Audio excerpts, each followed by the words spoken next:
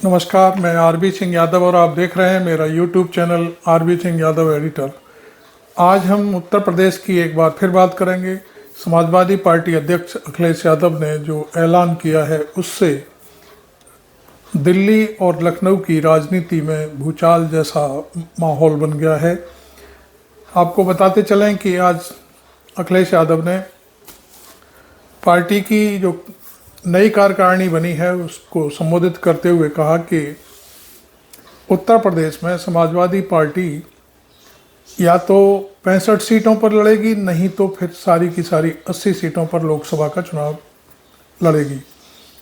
और उन्होंने यह भी साफ कर दिया कि हम ही या ये कहें कि समाजवादी पार्टी ही लोकसभा चुनाव में बीजेपी का सूफड़ा साफ करने के लिए अकेली ही सक्षम है। आज की बैठक में उनके साथ रामगोपाल यादव और उनके चाचा शिवपाल सिंह यादव भी मौजूद थे। उन्होंने सभी कार्यकर्ताओं से कहा कि वे बूथ लेवल पर उतर जाएं और जहां जहां वोट कटिंग हुई है, जहां जहां वोट जुड़ना है, उन सबको जाकर के बूथ लेवल पर देखें। ये तो रही पार्टी में चर्चा की बात। उसके बाद उन्होंने जो बातें की, संवाददाताओं से कहा, उसके तहत ये बात सामने आई कि मध्य प्रदेश में कांग्रेस और सपा के बीच जो खटास पैदा हुई है उसका भी ब्यौरा दिया। उन्होंने कहा कि उन्होंने मध्य प्रदेश में मात्र 6 सीटें मांगी थीं और उन 6 सीटों में से जो हमारे वर्तमान विधायक थे उन पर भी कांग्रेस ने अपने प्रत्याशी उतार दिए और कुछ लोग बड़बोलेपन की आवाज़ लगाने लगे, तो लिहाजा उनको फिर अपना रुख बदलना पड़ा और उन्होंने कहा कि हमने लगभग 32 सीटों पर वहाँ पर प्रत्याशी उतार दिए हैं और बड़े तेज़ी के साथ वहाँ चुनाव प्रचार चल रहा है। उन्होंने ये भी कहा कि मैं भी वहाँ चुनाव प्रचार के लिए जाऊँगा। तो अब इन सारी परिस्थितियों को देखते हुए ये कहा जा सकता है कि यदि इंडिया गठबंधन में कोई बात नहीं बनती है तब अखिलेश यादव इस मुद्दे को कहां तक ले जाएंगे, क्योंकि उन्होंने आज एक ऐलान कर दिया। उस ऐलान में साफ कर दिया है कि मैं या तो मेरी पार्टी 65 सीटों पर चुनाव लड़ेगी, नहीं तो पूरी की पूरी 80 सीटों पर लोकसभा में प्रत्याशी उतारेगी। 80 सीटों पर लड़ने के माने फिर क्या है आप जानते हैं कि अमेठी, रायबरेली सीट भी जो अब समाजवादी पार्टी अब तक प्रत्याशी नहीं उतारती थी उन पर भी प्रत्याशी उतार देगी। तो इसका मतलब ये है कि गठबंधन में दरार की नौबत आ चुकी है। हालांकि उन्होंने 65 सीटें कह करके इस गठबंधन को बनाए रखने का भी एक विकल्प अभी छोड़ा हुआ है। इसमें मैं समझता हूँ जो 15 सीटें वो छोड़ेंगे दूसरे दलों के लिए, उनमें राष्ट्रीय लोकदल और कांग्रेस के लोग ही शामिल होंगे।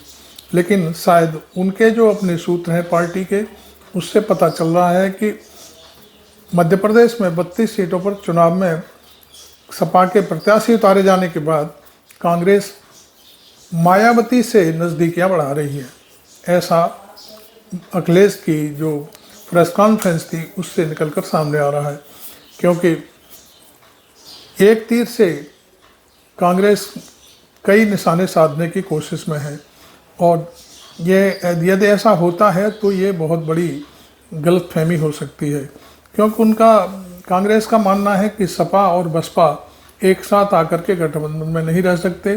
तो अखिलेश यादव का जो रवैया है या अब तक जो बातें आई हैं सामने, उससे कांग्रेस भी घबराई हुई है और कांग्रेस ने सपा को छोड़कर सपा से बात करने की बजाय बसपा से बातें करने की कोशिश शुरू कर दी है। क्योंकि अभी तक तो अजय राय जो यूपी के कांग्रेस अध्यक्ष हैं वही अखिलेश के खिलाफ बोल रहे थे, लेकिन मध्य प्रदेश में जाते ही कमलनाथ ने भी 2-4 बातें, कुछ ऐसी कड़वी बातें कह दी हैं जो